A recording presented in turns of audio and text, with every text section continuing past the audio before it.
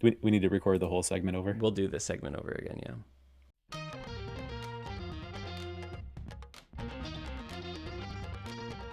Welcome into the D3 Datacast. You can catch us on YouTube, Spotify, Apple Podcast. We are getting ready for the stretch run, Zach. We're maybe not quite there, but we're getting prepared for it. We're in the heart of conference season. We're only like 2 weeks from February, and then things go downhill from there. But let's talk about what we need to know. What do we need to do to get ready for the D3 Hoops stretch run? How does that sound today, Zach? It sounds great. Yeah, we've got some conferences that are hitting that midway point where they do play a true double round robin, and so they've made that first pass through. They're getting ready to start the second. We've got a few conferences that are finishing up that first pass, and it's like you said, not quite time for the stretch run, but it's time to start getting ready for the stretch run. That's what we'll do today. But before we do that, let's talk about what's caught our eye or been on our minds as we've watched Division III basketball over the past week, starting with a brand new 4-point play. Let's talk that north arrow of the compass. What do you have for us there, Matt? Yeah, I'm going to go to the CCIW and talk about Illinois Wesleyan, who's on a little bit of a roll here in conference play. They beat Wheaton on the road by 19 this past Saturday. The week before that, they beat North Park by 20. The Titans hit a rough patch in November, which was when star point guard Josh Fridman went down. They lost a home game to UW Stout. I think it was in that game where he was injured. They beat Carthage on the road in OT, and that's a really good win. But then they lost to North Central and Elmhurst. All CCIW road games are tough games, so really no shade here. But since then, they pulled out a 2-point win against Wash U. They found a way to beat Yeshiva on the road by 1, and has been more or less smooth sailing by there. And as I mentioned, these last 2 games were by really big numbers. The CCIW race is always going to be a battle right now. Illinois Wesleyan and Carthage are tied atop the standings there, but the Titans are once again in the mix. They're a team I think we thought was going to be in the national mix as well. They look like they're right there again right now. So as we head into this late January period into February, I think Illinois Wesleyan's right where they wanted to be all along.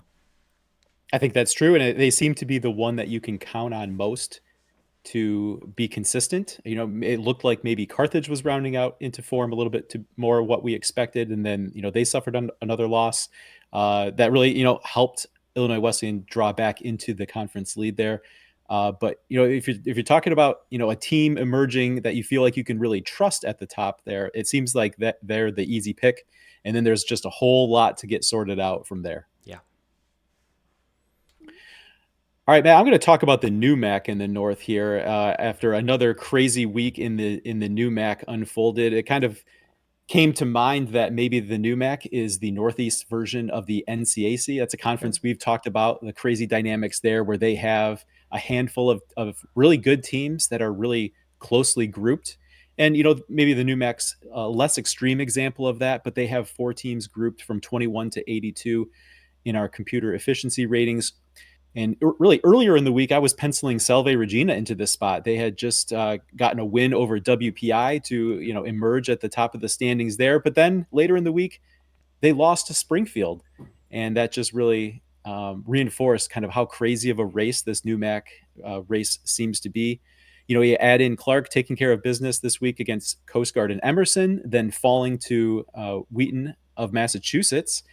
And, it just really taught me the lesson that I don't think there should be anything that happens in the NUMAC that necessarily should be a surprise. It's definitely one of the conference scoreboards that is in my rotation to check on a game night on the d3hoops.com scoreboard pages. Matt, right now, as we sit here, recording, Salve and WPI are 5-1 in conference. Babson's 4-2. Clark is 4-3. And then you've got that group of Wheaton, Mass, Emerson, and Springfield that are all 3-3. The first round of conference play finishes up this week, and I have little confidence that there will be any sort of clarity on this race heading into the second round of games. Yeah, it's been one of those conferences all season long that's been really fun to watch. The standings are now bunched together, but as we've seen, anyone can beat anyone on any given night. I think every time you click on like conference scoreboards on d3hoops.com, if you click on NUMAC, one of those results is going to surprise you. I don't know who it's going to be on any night, but like you mentioned, Salve beating WPI and then turning around and losing to Springfield, who WPI had just beat, I think, the game before by a huge number. One of those, a fun league, right? Anyone can beat anyone. Crazy things are going to happen. So good to call that one out. All right, let's look to the east.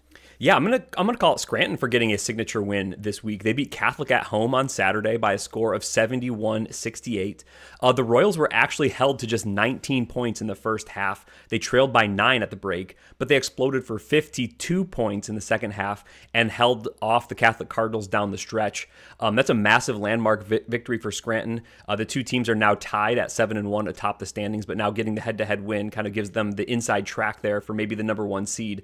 Still a long way to go there. But in this game, it was 3-point shooting that was a big difference between the two halves. First half, Scranton just shot 18% from distance, but flipped that to 71%. And I guess things kind of average out in the end to kind of 38% for the game for them, which is maybe kind of all along where they were going to be. But really a big difference there. And that's from 19 points to 52 points in the second half.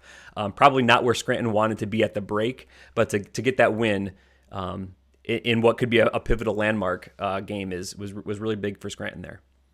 That's a big time result for them. I think a real kind of is Scranton for real type game, and they to come out with a win there probably opened a lot of eyes to some people who maybe weren't quite as ready to buy into Scranton. Catholic's really been kind of the brand name there in the landmark conference, so that's a big result for Scranton.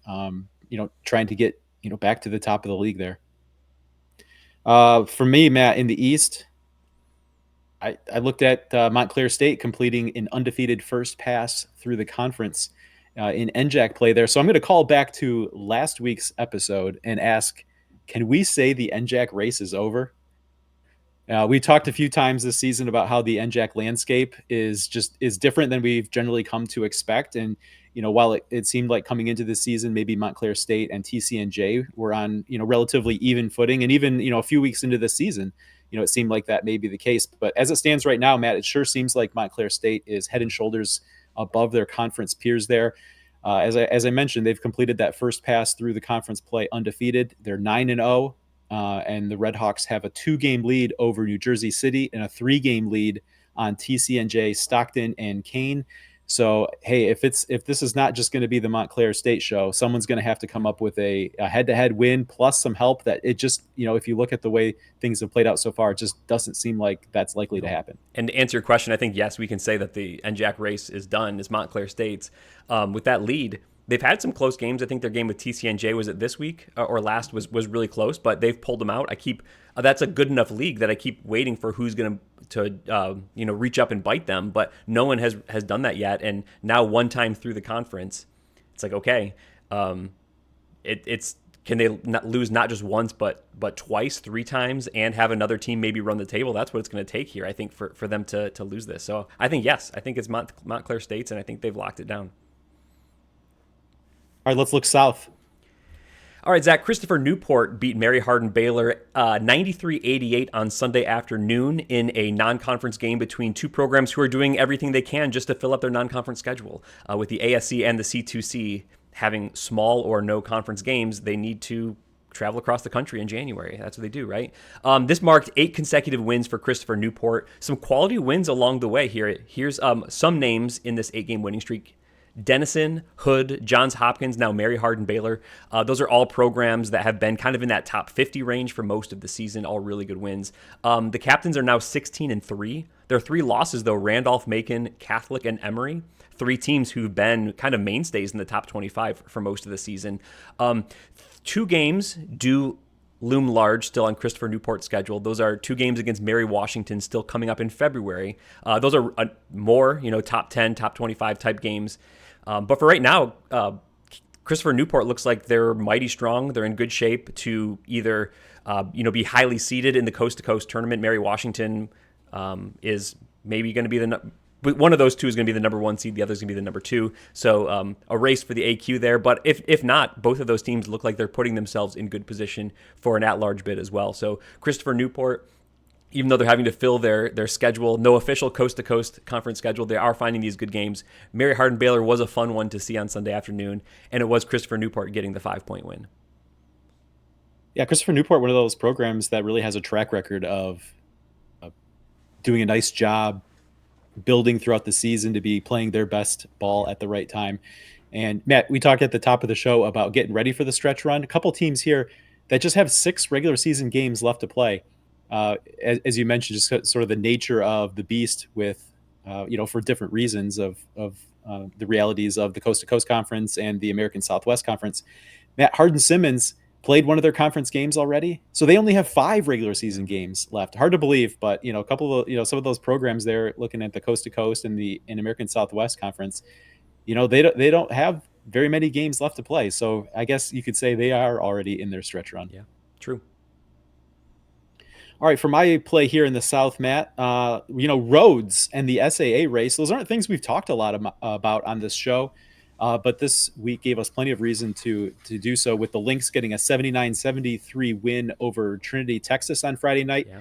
And if you're just scoreboard watching, if you've been following Division III basketball for a while, that might strike you as a pretty big upset. Rhodes getting a win over Trinity, Texas. Just kind of what you generally think about those program profiles.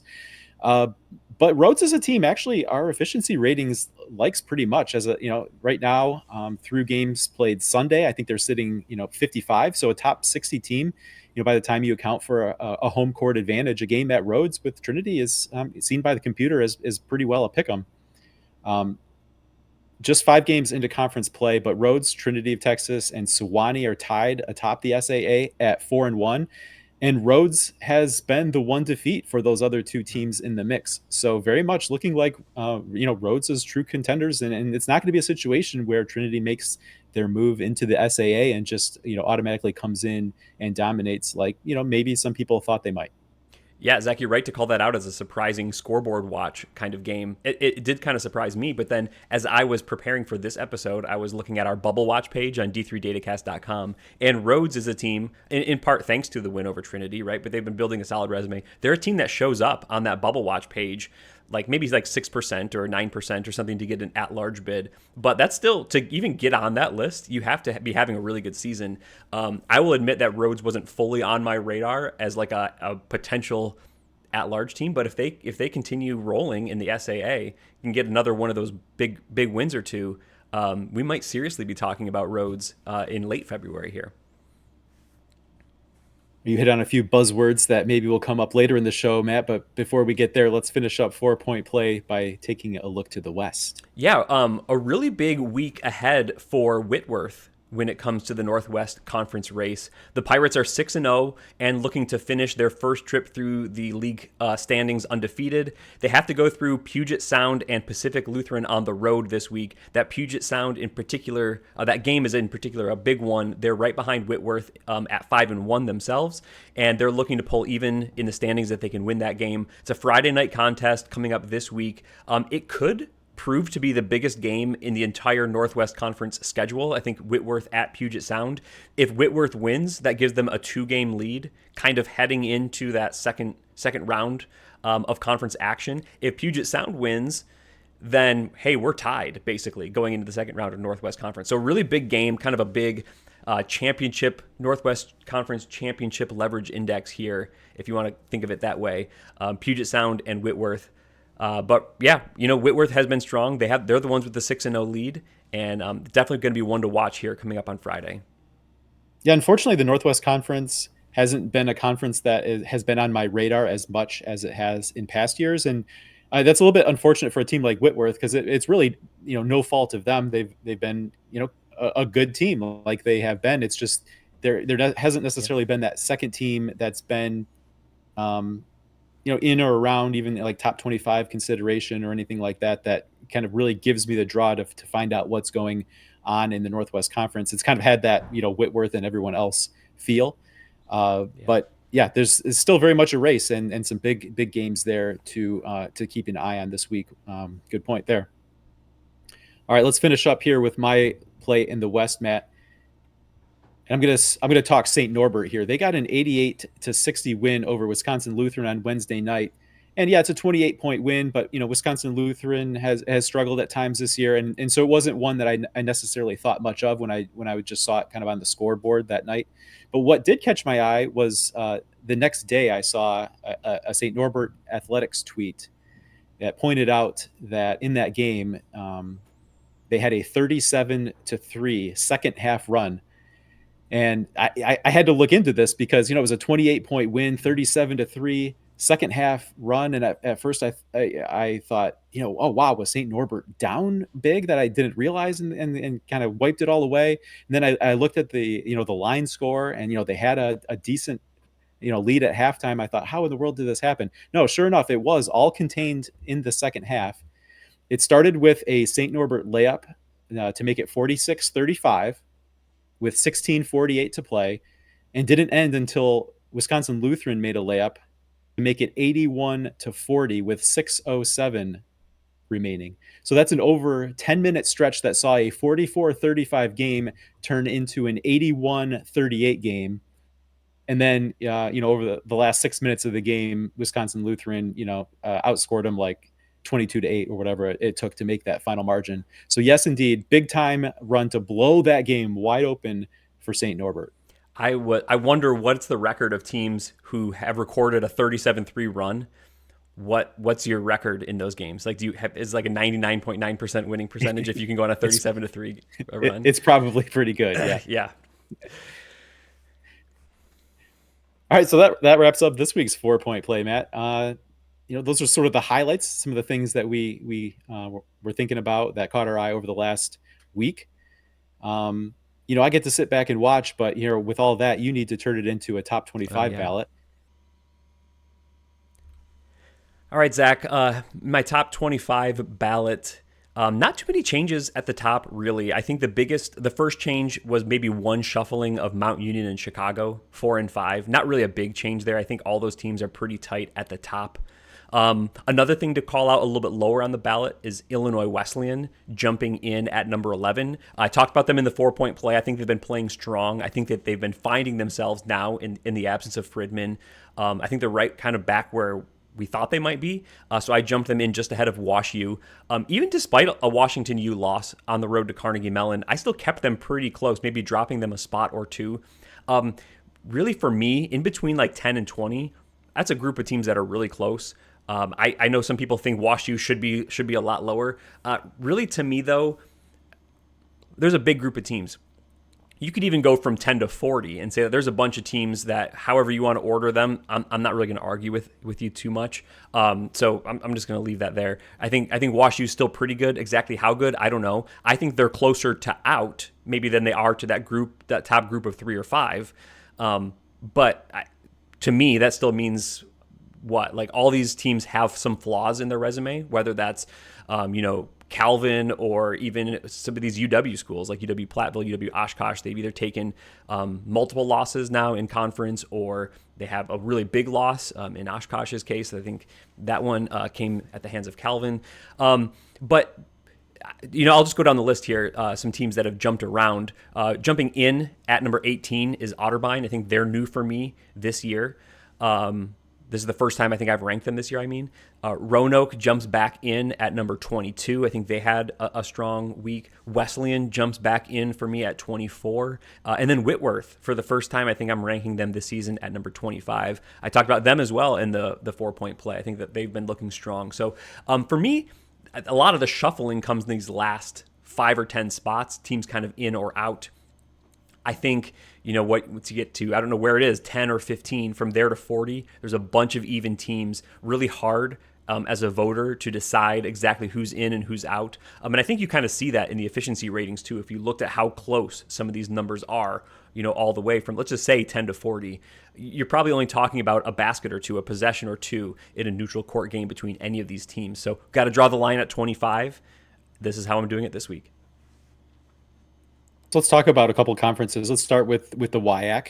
I think it's notable and reasonable when you look at the string of results here that lacrosse has fallen out. I think coming into the season they were, the maybe comfortable pick to be kind of the number one spot there in the WIAC. But here they're I think this is the first time in your ballot they've fallen out of the top 25. Taken a string of losses here in conference play. Eau Claire is another one that has been in and around that top 25 picture. They're out. Whitewater is another one. So right now you're settling on just Oshkosh and Platteville in this week's top 25. How are you? I guess you have to kind of balance that recency versus the big picture here, and you're not going to be voting for 6. how do you make the decision with your voting for a 2 or 3 or Yeah. 4 in a given week? There's 5 or 6 WIAC teams right now that all might be 15, 16, 17, 18, 19 in the country. Like they could all be right there in the country. They fit, I think most of them fit somewhere between like 15 and 35. Like I said, it's hard to determine exactly who the 25 teams are. You could, I think you could still rank UW La Crosse if you wanted to, or UW Stevens Point if you wanted to. I think that's legit. Maybe you could probably find an argument for UW Whitewater. Maybe not Eau Claire at this point. I'm not sure, but those teams are all good. It's just how exactly good are they? We're used to one of the WIAC teams, I think, kind of being a top 10 type team. Maybe there's just a bunch of teams that are number 20 or 30 in the WIAC. And that still makes it for a crazy type of conference where anyone can win on any night. There just might be 5 of those teams, like 5 number 26s in the country, and they're in the WIAC. I don't know. It's hard to tell. Yeah, that's 4 straight losses for La Crosse, Matt. But 3 of them have been on the road at Yeah. Oshkosh, at Platteville, the home game against Whitewater, and then at Eau Claire. Right, so 1-4 in conference, just the one win being a home game against River Falls. They go to Stout and then home to Stevens Point to finish up that first round. So, I mean, we knew the WIAC was going to be crazy by the time it hit conference play, but maybe the big surprise there is to see La Crosse sitting at 1-4. And the other conference I really wanted to talk about was the ODAC. We talked about it a little bit last week, had a bit of a discussion, debate, um, whether you want to say disappointing or just kind of out of the usual, right? I feel like over the last several years, there's always been at least maybe like 3 ODAC teams that were just like for sure have to have them in your top 25. So I was thinking a lot about this week because Roanoke did have a very good week. Beat Hampton Sydney, beat Virginia Wesleyan, right? So that's very good. I think it's clear that Randolph-Macon, despite the loss they took last week to Averett, um, or the week before, as we're recording for this week's show, the, uh, I think despite that, Randolph-Macon has kind of proven to be a tier one of one Yeah. team. But I was really thinking this week with Roanoke beating Hampton Sydney, Virginia Wesleyan. What is the second tier of the ODAC? Is it Roanoke just by themselves? Yeah. But then you look at it like they've taken a loss to Washington and Lee. So is it Roanoke and Washington and Lee and maybe still Hampton City and Virginia Wesleyan? I don't know. You could make an argument that maybe it is just Roanoke by themselves as a tier two, or maybe it is a group of 4 teams. I don't know. That's why I just don't know. And there's certainly not um, the multiple have to have in your top 25 ballot type teams in the ODAC this year. Yeah, it's hard to say. We don't have maybe that group of 2, 3, 4 kind of nationally elite teams, but we do have a bunch of really really good teams still. I think for Hampton City's one of these kind of next 15 type teams I've been talking. I think they're in that group. I think Guilford's not too far away from that. Washington and Lee, as you said, has certainly got some good wins. So there's still, I think, a bunch of quality in the ODAC, even if I'm only ranking 2 here today.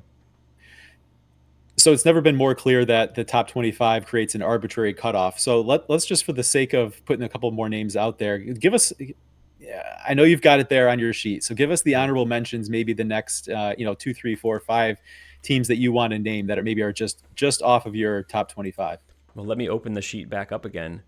I think a team like WPI, despite a loss, I think they're a team that's been still floating around that mark. I mentioned UW Stevens Point, UW La Crosse. I think they're still kind of in that mix. Trinity, Texas, maybe is even in that mix. Hampton Sydney probably is. Franklin and Marshall got a big win over Johns Hopkins this week. They're probably in that mix. Carthage, I think they lost a game this week, but they've been building momentum. I think that they got votes again last week. I would agree with that. I think that they're in the mix. Scranton is in the mix.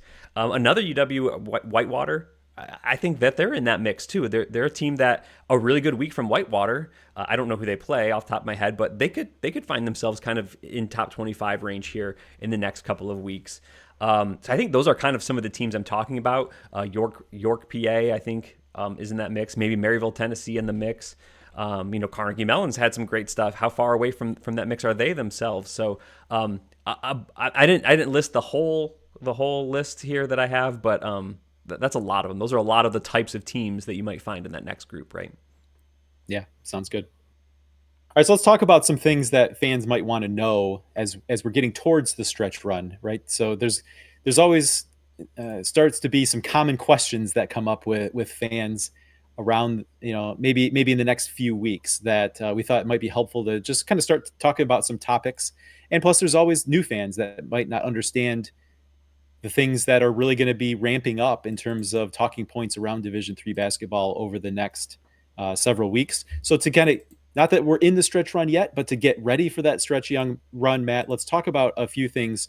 And starting to look at that stretch run, really being looking forward for what's going to happen towards the national tournament picture, right? And so I think it makes sense just to throw out there, each conference has an automatic bid, right? So teams will play their conference schedule, and then every conference except for the UAA will play a conference tournament, and that is how they have decided to award their automatic bid. Yep. And then from there will be at-large selections, and those will be based completely on the NPI, or the NCAA Power Index, right? So that is a measure of everyone's resume, and it's just go down the list. You take out all the teams that have qualified based on receiving their conference's automatic qualifier, and kind of the next highest teams are going to be the at-large selections. There's no committee deliberation. There's no kind of subjectively weighing criteria. There's no human decision to be made. It's just reading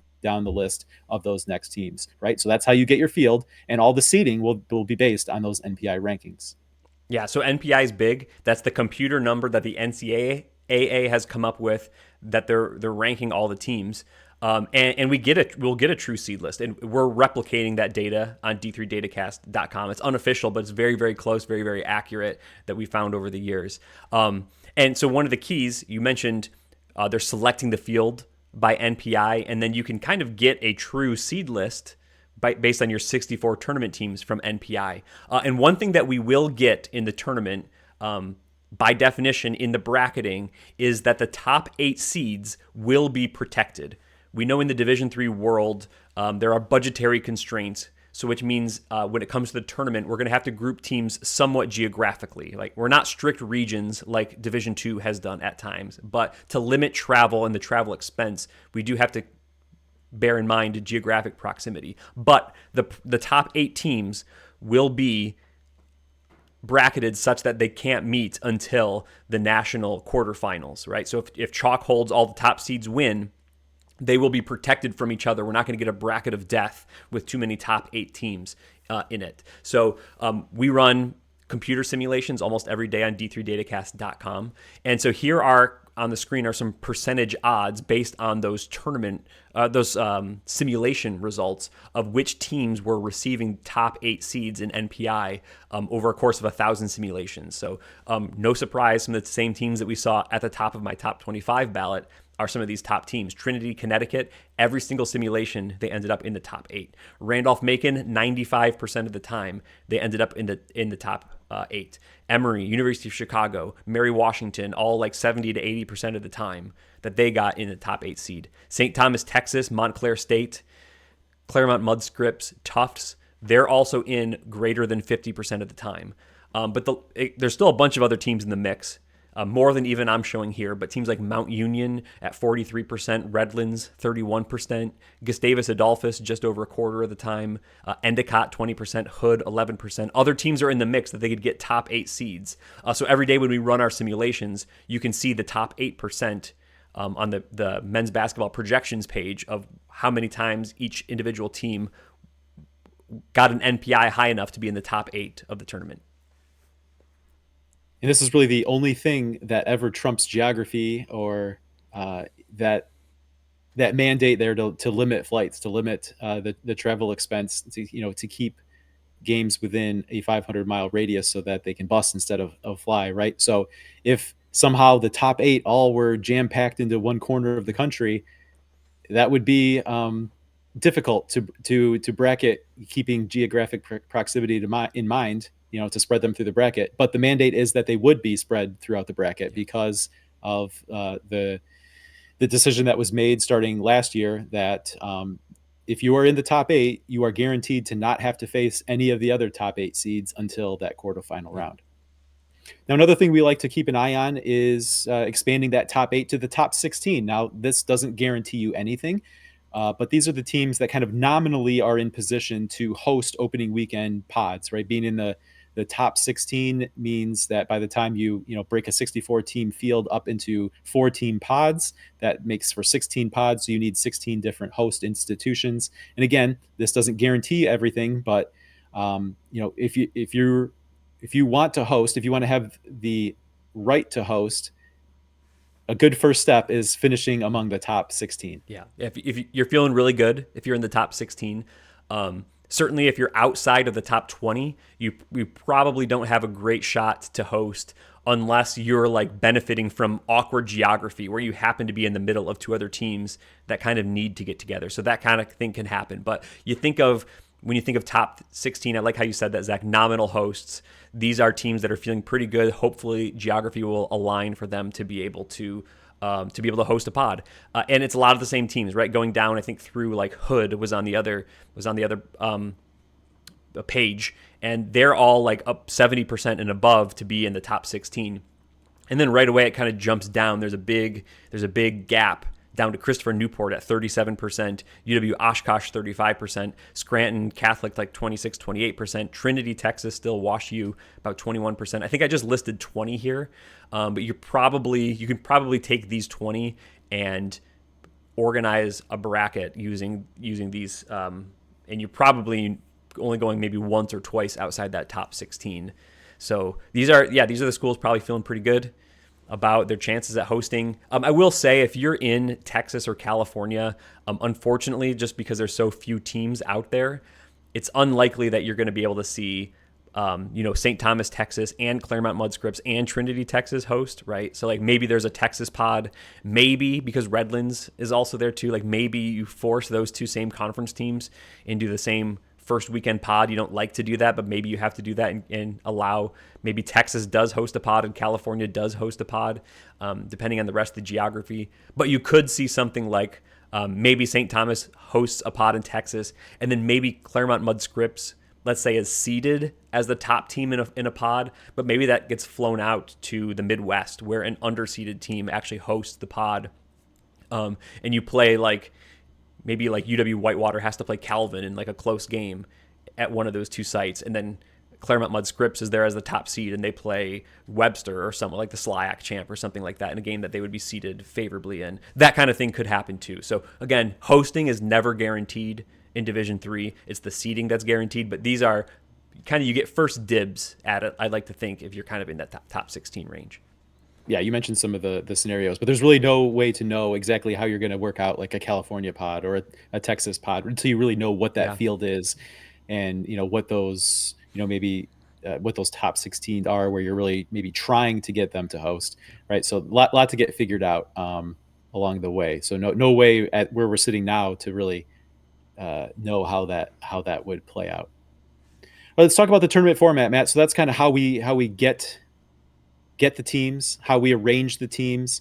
But there is a little bit of a different tournament format this year because it is a year in which the men's championship is going to have a combined final with Division II and Division I.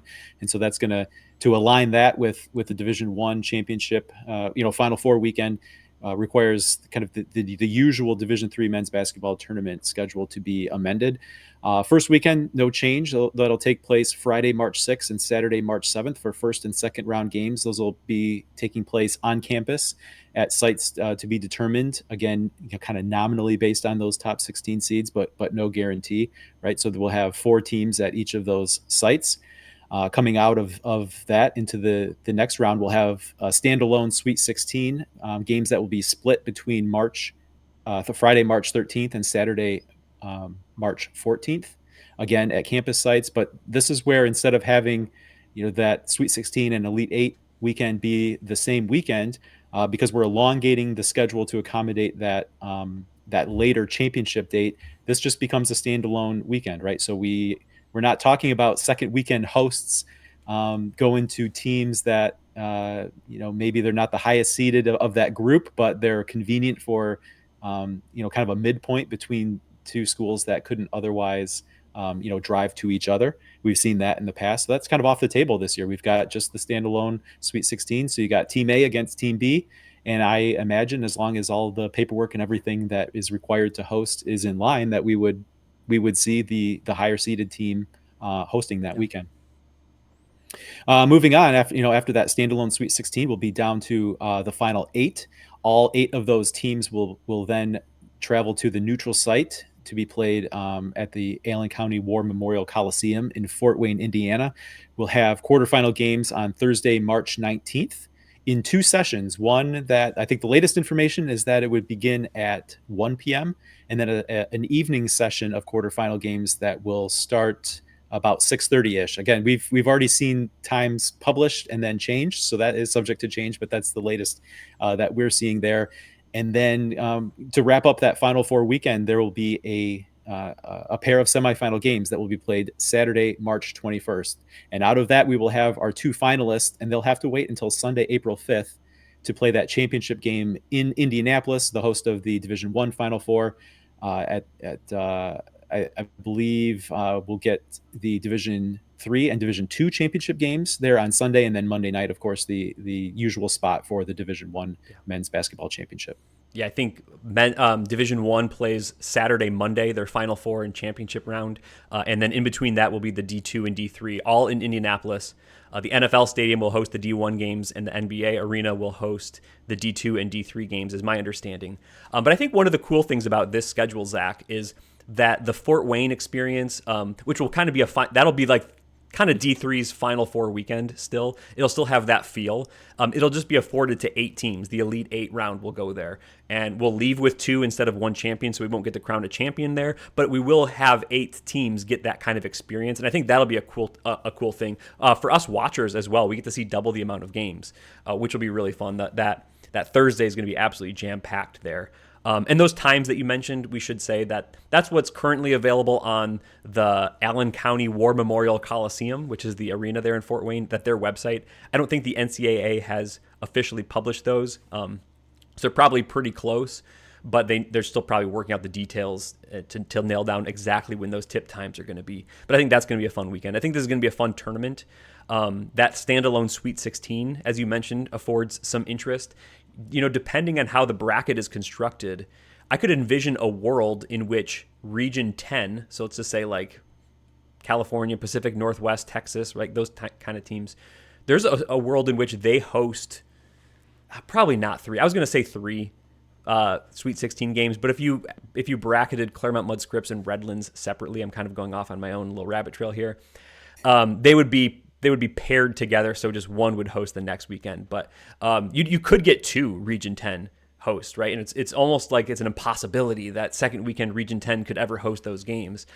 You could see a Southern California and a Texas weekend in the second weekend. I think that would be cool to give those teams an opportunity to host a Sweet 16 game, get them back on their home court. I think normal, in quote-unquote normal years, maybe they get to host the first weekend, and then they're probably on the road before trying to get to a Final Four. One of those teams could maybe host all the way up until Fort Wayne. That would be a cool opportunity for a Region 10 team that doesn't really get that very, very often. Yeah, I think the combined championship, like we have here, a lot of the focus goes on to the experience that the two teams that play in that game get. But what you hit on is just one of a couple of those trickle down effects that I think leads to a better student athlete experience in the tournament as a result of all the changes that have to be made, right? We talk that opens up possibilities for maybe some second weekend hosts that traditionally haven't been able to get second weekend hosting opportunities. And just in terms of the sheer number, by having a standalone weekend, you have 8 hosts instead of 4 hosts, right? That means you have twice as many teams that are getting to have a second weekend home playoff or tournament game. That's great for campuses. That's great for student athletes.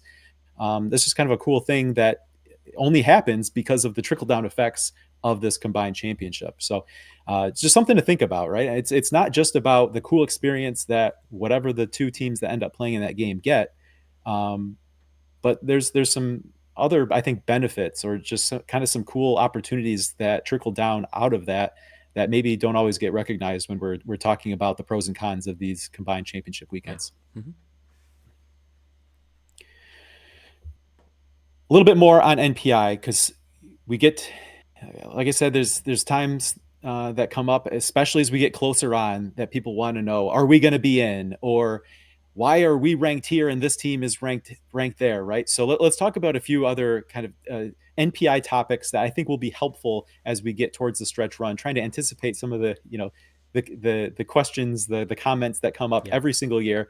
We'll put them out there now so that you can hear them. And if you're at a game, you're at a gym somewhere, and you start to hear these things, you can say, "Hey, I know these guys. They do this show called the D3 Datacast. They talked about it. You should head to their episode and listen to what they have to say because they talked about this." And I will point back to our NPI summer series. Also went into more detail on some of these questions, Zach. I think you'll link to some of those episodes in the description below if anyone is interested in NPI. But one of the things we hear is in NPI, head-to-head doesn't matter, right? We don't think about head-to-head anymore. Under the old system, there was a defined criteria of head-to-head results. Now we're just in the NPI, right? So it doesn't matter. Head-to-head always matters. In some way, NPI is just head-to-head games, right? It's just you played a game and you won or lost, and that team played other games and they won or lost. It's just all the results of all the games from all the country. But just here's a silly example. Currently, this past Saturday, right, we talked already about this game. Scranton beat Catholic 71-68. Both these teams are pretty highly ranked in NPI. So because Scranton won that game, entering Sunday, they were number 16 in the NPI at 63.1. Catholic was number 28 at 60.7, right? If we had reversed that result, if Catholic had won, Catholic would be number 18 at 62.7, and Scranton would be number 28. They'd almost exactly flip, right? So the head-to-head obviously matters. One team won, and now they're ranked higher. One team lost, and now they're ranked lower. Now, you don't have to go above a team that you beat, right? That's what we're talking about here. But this is just to say the head-to-head results are baked into the NPI. So you could beat a team and stay below them in NPI. And sometimes the reaction to that is, well, then the head-to-head didn't matter. Yes, it did. That's what helped you get close to that team, maybe, or whatever. We know we could probably name off dozens and dozens of results that have happened already in which the team that won is below, right? UW Stout beat Illinois Wesleyan. UW Stout is not ranked above Illinois Wesleyan in the NPI. So all that happens. The entire NPI system is built on head-to-head results. In a lot of ways, that's the only thing that goes into NPI. So yes, head-to-head does matter. It's already baked in. And if you think head-to-head doesn't matter, go ahead and lose one of the games and see what it does, and then come back and tell me if it mattered or not. So the kind of scenario where I think this comes up, or is likely to come up as we get more into the stretch run here, Matt, let's look at, as we're looking at the current NPI rankings for games played through January 17th. You look at number 8, Tufts. They're 15-2 on the year. You look down at number 13, Endicott. They are 15-1 on the year. Endicott beat Tufts. They've got the better record. They beat Tufts. You can see someone look at that and say, yeah, we have the better record and we beat that team. We shouldn't be ranked below them. Right? And so that's where sometimes people think it's not paying attention to the head-to-head, or the head-to-head isn't being considered. It's being ignored. And to which you gave the good explanation. That's only one game out of 17 or 16 games in here, right? Ultimately, you're boiling that whole resume down into one number.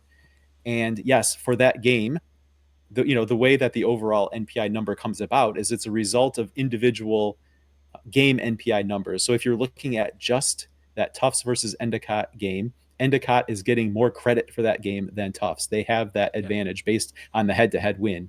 However, when you combine it with all the other games and results that Tufts has, and all the other games and results that Endicott has, Tufts comes out ahead. Now, the easy explanation for that is just, on the whole, Tufts has played a much tougher schedule, right? So as a result of how they performed against a much higher strength of schedule, Tufts comes out ahead. But it's not because that head-to-head is somehow being ignored, or I guess you could say that maybe NPI doesn't value it to the extent that you would like, but it does absolutely matter. It is absolutely factored into the whole mix there. Yeah. All right. Next one, Matt, that kind of comes up sometimes is, and I think you could see this in the old system, is that sometimes you might think that, oh, we lost, but that's a good loss, right? And maybe you saw this sometimes in the old system where it was much more reliant on looking at kind of aggregated win percentage and aggregated strength of schedule number. And yeah, you lost a game and it knocked you down in your winning percentage number, but it was against a really good team, so you got a SOS boost out of it. And somehow, as you look at those numbers and try to weigh them kind of ad hoc, you come out looking better. And right, and so you could say, oh, maybe that was a good loss. Yeah. And so just here's an example, right? Currently, Trinity, Connecticut is number one NPI at 67.9. If you played them and lost, your NPI for that game, that one game's component, would be about 50.9. Last year, Wesleyan finished number one at 73. By the time we get through conference tournaments and stuff, the highest numbers end up increasing. So that's why I wanted to pull last year in here. So 73.7. If you played them and lost, your NPI for that game would be 55.3. Typically, the cut line for an at-large bid ends up being around 60 or 61. So if you play the best team and lose, that's a game that is actively hurting you in relation to where the cut line ends up being. So you can't play a game and just say, well, this is going to be an SOS game and lose and have that help you get into the tournament. I think you're right that in the kind of the rolled up SOS system previously, maybe it was a case that you could lose a game and still would be advantageous to you because your SOS number would start looking better, your strength of schedule. That's not the case anymore. When you pretty much all the time, whenever you lose a game, that will start dragging you down. Now, it's not going to drag you down as much as losing to a bad team. 55 is still close enough to 61 that there's ways to overcome that loss with other good wins, right? If you win a game that gives you like a 75 NPI, you get some quality win bonus against another team, like that's going to help make up for that. So you still want to play good teams. The downside isn't as big as losing to a bad team, but you can't just play good teams, lose them, and then get into the tournament that way. You have to have good wins to overcome some of these bad losses, or not bad losses, but these losses. So really a loss number is always going to be lower than what you're trying to achieve. And besides like the far extremes, like maybe the best handful of teams by NPI and the worst handful of teams, like your win value is almost always going to be higher than a loss. Now, again, beating a really bad team might not help you get into the tournament either. It might still only be like a 56 NPI. But for the most part, right, that loss, you're not just going to be able to play a hard schedule, lose all the games, and get into the tournament, right? That doesn't exist. Just like play a bunch of games against bad teams, get into the tournament. That really doesn't exist either. So NPI tries to say, did you play good teams? Did you beat a bunch of good teams? It comes up with one NPI number. It's not perfect. I wouldn't consider us, well, we more try to explain the system than advocate for it. I think it happens to be fairly good, but that's just kind of that's what happens with NPI when it comes to like good losses or bad wins. Like it's not as much as prominent as it was in the previous selection system. Right. So again, with your overall NPI being an average of those underlying game NPIs, if you're trying to shoot for an overall average that is above 61, you don't want to be adding 51s and 55s into your average, right? So there are worse losses than others, but there are no good losses. Though every loss is going to actively drag you down from where you ultimately want to be, rather than kind of keeping you uh, helping you, or just kind of, maybe treading water when you kind of balance that winning percentage and SOS boost that we sometimes saw under the old system. Which, Matt, I think what we saw in the first year of NPI means that with NPI, it seems like it's a much more dynamic system, and that leads to there more teams being in the mix down the stretch than maybe it felt like there was in the past, where by the time you were getting to game 23, 24, 25, conference tournament 26, 27, when you were kind of looking in aggregate, those winning percentages and those strength of schedules, sometimes they were harder and harder to move off of. And so you kind of uh, you kind of built in this stasis level. You didn't Yeah. see a lot of moving necessarily that you do with NPI, where, hey, if you get a great win, that can really help you. If you take a loss, or a really bad loss, that can really have a detrimental effect that's maybe much greater than what we saw before.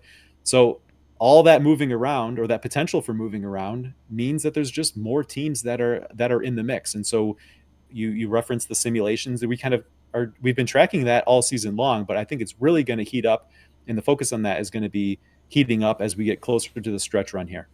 Yeah, and there's different types of teams that can stay in the mix. Previously, teams with lower ranked strength of schedules, let's just say, were often discarded because if your strength of schedule is below 500, then we're not going to consider you or something like that. Those types of teams, if you're 20-1 against a softer schedule, just with the way the NPI works, you can stay in the mix longer. You're not automatically in by beating up on a tough weak schedule, but you could stay in the mix. It's going to the margin for error, as we've said in previous episodes, gets really, really thin if you have a soft strength of schedule. But there are maybe paths to the tournament if you win out, except for maybe one game or two games or something like that. Something we didn't really see in the old system. Also, we do find paths. You play a really tough schedule. You can drop a bunch of games, but if you have a bunch of those really good wins to offset them, I think you can still get into the tournament. The classic example, that 640 Rochester team from, I don't even know what it was now, like 6 years ago now or something like that. That I think that team would have been in the tournament under NPI. NPI still is fine with that type of a team. I think there's a wider range under NPI than the humans would have always considered. And like you said, I think it stays dynamic. Those strength of schedule and winning percentage numbers don't really solidify. I think it's because of the nature of there's the minimum wins threshold and the ability to drop games that would hurt you. So if you win more games than you were expected to, you can maybe start dropping some of the worst wins off of your resume because you have those like 12 and a half, 13 wins on your resume to stay. And that makes the system more dynamic as well. So teams stay in the mix. On your screen, here's a snippet of Sunday's D3 Datacast bubble watch. You can check that out every single day that we do simulations. Just shows each team's percentage chance of getting an at-large bid if they don't win the automatic qualifier based on our computer simulations. You're starting to get into the nitty gritty there a little bit, Matt. We're trying to keep it high level here for just, for what people need to know as the stretch run approaches. But excellent reminder, because we literally have hours of content on our YouTube channel devoted to diving deep into NPI. For the original on that, go to episode 83. That was after we did a lot of work to be able to replicate it for ourselves, to really understand how it worked before it came into play in Division 3. So that is about a year and a half old at this point. But yeah, it's still an excellent resource for diving very, very deep into NPI, how it works. And that's episode 83. Last season, we did a bit of a NPI primer, a little bit more specifically tailored for a basketball audience. That was episode 101. And then you made reference earlier in this episode. We did a series of NPI related topics over the summer, kind of looking back at the season to see kind of how things work, some lessons learned, some test cases really to play around with it. That's kind of one of the fun things, is that without needing to rely on any sort of human decision making, we can run different scenarios and see exactly what the results would be, right? So we talked about a few of those things in our summer series. So check those out as well. And if you would like to fly us out to your conference meetings to talk to your coaches about NPI, we're happy to have that conversation with you as well. Matt, should we move on to the picks? Let's do the picks, Zach. Let's do the pick. Wait. Let's get through the review of last week quickly. Let's speed on through this one. Yeah. First game was Aurora at Concordia, Wisconsin. Aurora were 2.5 point favorites, and they won that game by 11. So Zach, you and I both missed that pick. We both picked Concordia. Our computer line had almost a pick 'em, Catholic and Scranton. We both went with Catholic, but as we mentioned, probably 17 times already on this episode, Scranton won that game by 3. And so you and I both missed that pick. We went out to the Liberty League for the third game. Vassar were 4.5 point underdogs. By our computer against Union, they won that game by 2, Zach, and I got that pick. Then we had Sunday's game, Mary Hardin Baylor at Christopher Newport. That was a 3.5 point line, and we had a very interesting ending to this game. Christopher Newport won by 5. They were up by 3, Zach, so you put you in position to win. They rebounded a missed 3-point attempt, and then there was kind of a half-hearted foul attempt by a Mary Hardin Baylor defender that the referee did whistle just before the final horn. They talked about it. They did award 2 free throws, which Christopher Newport made to win that game by 5. So you kind of got hosed there right at the end by a quick whistle. I tell you what, I've had a few bad beats this season. That's tough for you, Zach, but I win that point. And then our game of the week was Johns Hopkins and Franklin and Marshall. That was a 2.5 point line that favored Franklin and Marshall. I thought Hopkins would cover, but they did not. Franklin and Marshall won that 68-54. Zach, you pick that one up. So kind of a tough week for both of us. Zach, you went 1-4, bringing you to 26, 27, and 2 overall. I went 2-3, bringing me to 37, 16, and 2. So still a pretty big lead for me. I somehow grew my lead even after a tough week. But that was a challenging one. Zach, let's just move on to this week. What do you say? Yeah, let's hope this one's better. All right, here's our 5 games of the week. We ran this through our computer ratings and kind of give us point spreads here. First one in the NUMAC, Salve Regina, 6-point underdogs on the road at Babson. Zach, how do you pick? You talked about the new Mac, and nothing would surprise me. So I guess you just got to flip a coin. That's not exactly what I did, but give me Babson here. And maybe I'm just being spooked by Salve's loss to Springfield, not relying enough on some of the good wins they've had. But give me Babson despite the 6-point line. That feels like a lot to lay, but go Beavs. Yeah, 6 is pretty big, and Salve's played pretty well this year, so I'm going to go with them, Salve Regina, to cover the 6-point line. Things are crazy, though, in the NUMAC, so really hard to pick that one for sure. Our second game down in the SLIAC, MUW 9-point underdogs at Webster. That's a really big number, Zach. What do you think? It is a big number. I'm gonna go with MUW. Shout out to one of the best logos in Division Yeah, Three. I think. yeah. I know there's been a lot of discussion now that the Mississippi University for Women is a co-ed institution. That there's been some discussions about a name change. If that does happen, I just hope that the new name involves a W so that owl can stay with the W like eyebrows there, because this is truly one of the best logos in Division Three. Yeah. Yeah, Matt Webster. I think we've talked about them earlier this year. They look legit, and look legit as SLAC favorites. But MUW and even Lion, right? They have a chance to have a say in that SLAC race. MUW, I think, is better than people might think. So with the 9 points, I'll take them. Yeah, Zach, I saw the big line, but I did not shy away from it. I'm going to go with Webster on this one. I think they can cover at home. I mean, that's going to be a double-digit win. I'm going to say that they can do it. But I will agree with you on the logo. The MUW logo is super sweet, and they should definitely keep that. And I don't think they need to change the name. Just lean into the MUW. It's fine. It's historically was a women's college, but it's not anymore. But it can still be MUW. No worries. All right, we're going to the ASC for game number 3. Hardin Simmons at Mary Hardin Baylor. The line favors Mary Hardin Baylor by 6.5, but you get to pick, Zach. Yeah, this is a tough one. I think despite the bad beat and last week's picks, UMHB acquitted themselves well in a game at Christopher Newport, and I think they've kind of been a bright spot, exceeded expectations this season. Hardin Simmons, you can maybe say hasn't lived up to expectations. It's been a bit of a roller coaster ride for them. I think maybe they're figuring it out a little bit more. 6.5 feels like it's getting into bigger number territory. Um, yeah, with an abbreviated ASC race, this is going to be a big one. I expect a tight battle here, so I'll go with Hardin Simmons on the Okay. getting the 6.5 points. Well, Zach, I'm going to continue my stretch here of. Oh no, I'm not. I was going to say I was going to continue going against you, but I'm going to go Hardin Simmons as well. 6.5 point line I thought was just a little bit too big. Maybe at 5.5 I would have gone to Mary Hardin Baylor, but I think Hardin Simmons is going to keep this within a possession or two. So I'm going to go Hardin Simmons. I agree with you. I think that they're playing maybe a little better now than they were at the beginning of the season. So let's go with the Cowboys here. Big one of the Skyline, maybe the 2 Skyline favorites. Farmingdale State. It's a pick'em at Yeshiva, so an even line here. Zach, what do you think? Yeah, this has been the big time Skyline rivalry. Pick 'em. I'm gonna go with the home team. All right, Yeshiva. I'm going to go with Farmingdale State.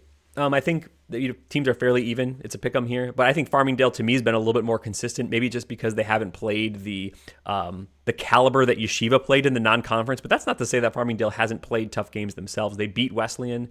They played NYU themselves. I guess that's the same. They split but opposite results versus those two teams as Yeshiva.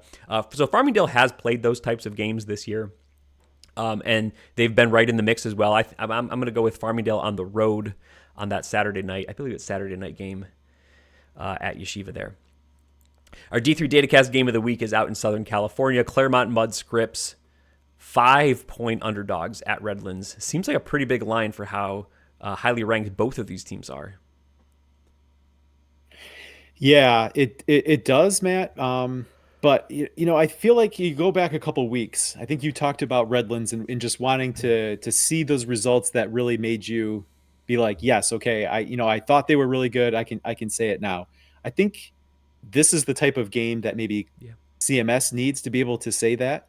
Um, so I think both teams are really good, but I think Redlands is a little bit more tested at this point. I feel like it'd be a little bit more going on faith to go with CMS here. I'm a little bit more convinced right now on Redlands. So even though the Okay. 5 maybe is getting to be a little bit of a big number, and I know you love talking about the Skyak effect when it Yeah. comes to playing Redlands, but give me Redlands.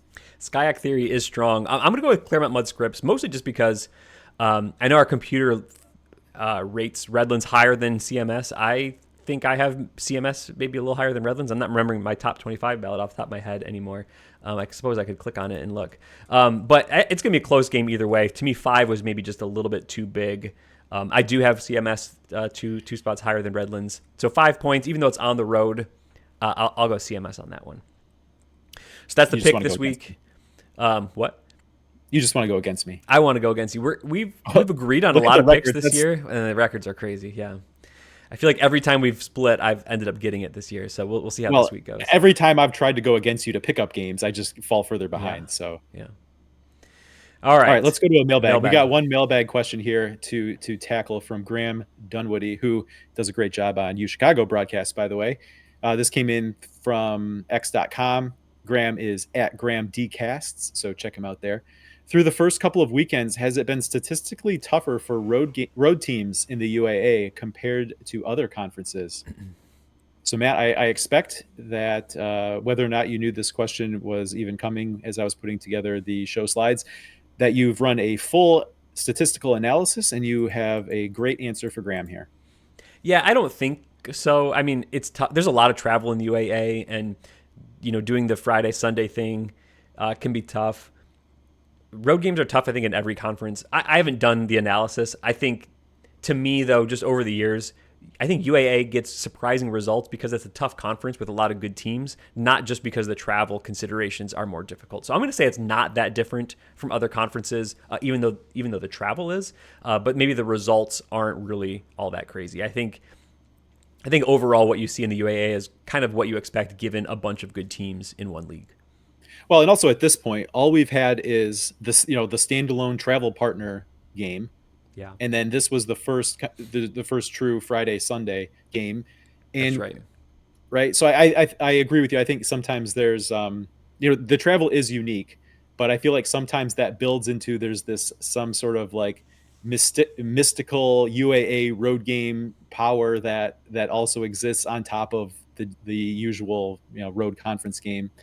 But if you look at, and I think that most likely manifests on that Sunday game, right? You've had to play because the league is so good and so deep. You've had to play by definition a tough game, no matter who you are on Friday, and then you have to turn around and travel to that other city on Sunday and play another game, right? So I think that Sunday game is really where you see some results that may surprise. That might be where you get some of those. Again, I don't know that that's exactly how it always works out, but in my mind, like if you're looking at some sort of mystical UAA road game effect, that's I think more where you would see it.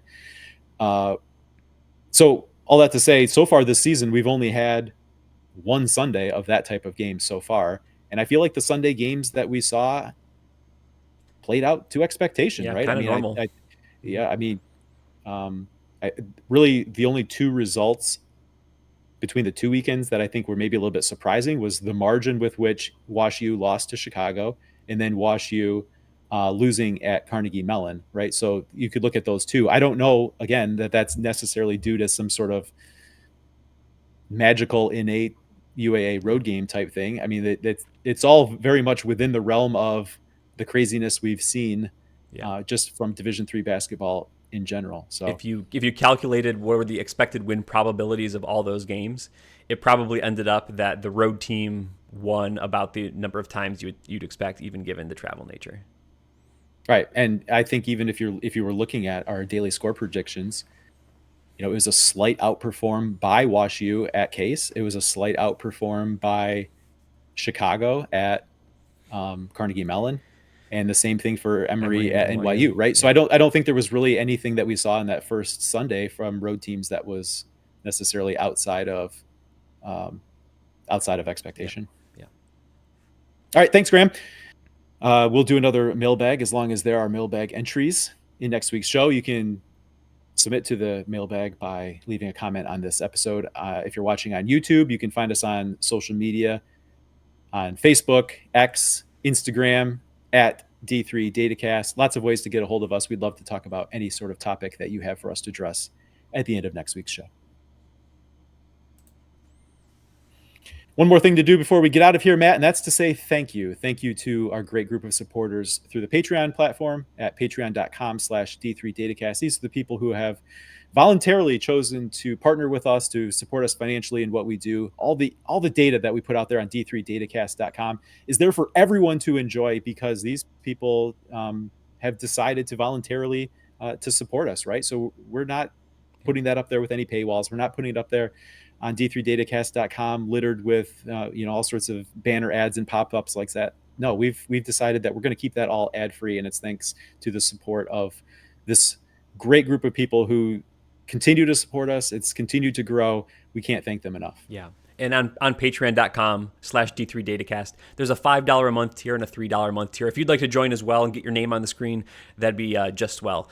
So we'd love to see that. We love talking about Division III basketball, and we had fun with doing this episode. So for now, Zach, we're going to say good job, team.